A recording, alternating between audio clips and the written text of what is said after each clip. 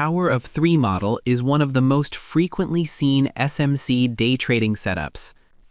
I mostly day trade Bitcoin and gold, and every week I usually get around 2 to 5 trade setups from this model. Here we look for a pattern that combines 3 consecutive movements in the market structure, especially during the early hours of the London and New York sessions: accumulation, manipulation, and distribution.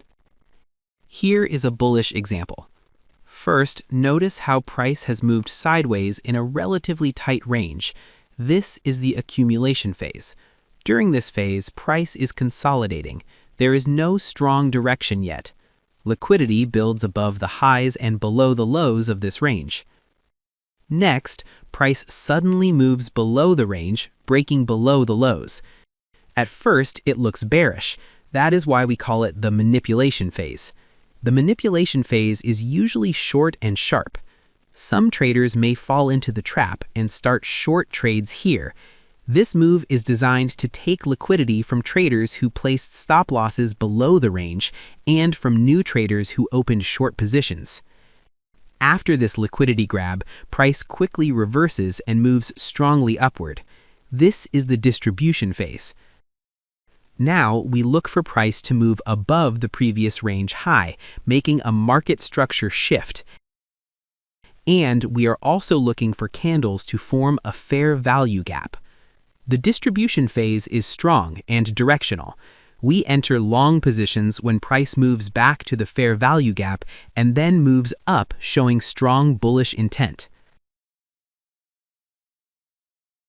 Now here is a bearish example. Price first consolidates in a tight range. Then, price breaks above the range, taking liquidity above the highs. After that, price reverses strongly downward, making a market structure shift and also forming a fair value gap. We enter a trade when price retraces back to the fair value gap and moves down, showing bearish strength. Here is a trading view example. This entry happened during the first hour of the London session, and this is the 15-minute chart. For day trading, I usually look for these SMC setups on the 15-minute chart and then move to the 5-minute chart for entry confirmation. You can see here price has accumulated. Then we have a quick, strong move to the downside below the low of that range. That is manipulation.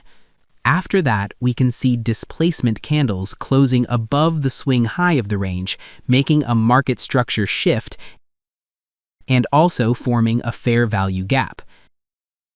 Now we can move to the 5-minute chart and wait for price to retrace back to that fair value gap we marked on the 15-minute chart and then show a strong move upward.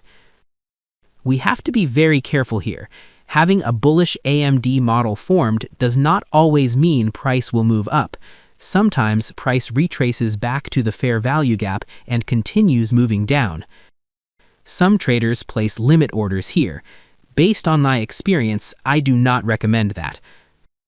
For the best entry, we want 5-minute candles to move into the 15-minute fair value gap, not close below it, and then move up with strong bullish candle closes above it. We need to see clear bullish strength from the candles. We can also look for new 5-minute fair value gaps or strong bullish candlestick patterns.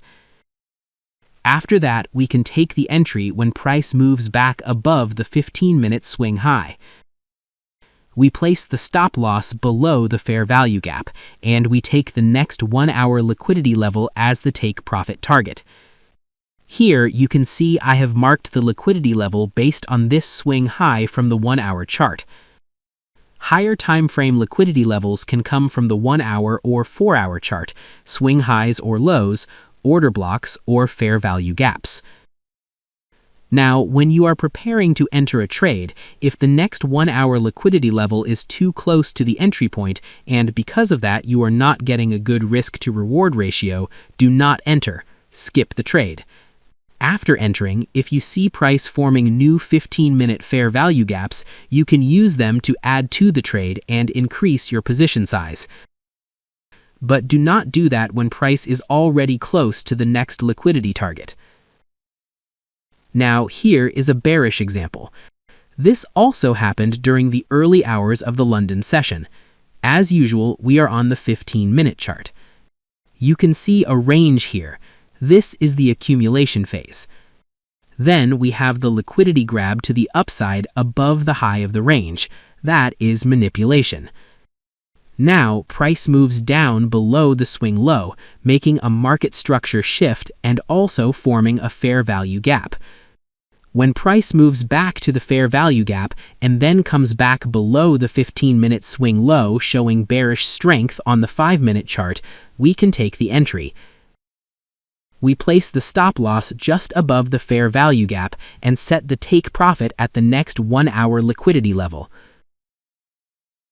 You can see this one also forms a second fair value gap, giving us an opportunity for a second entry.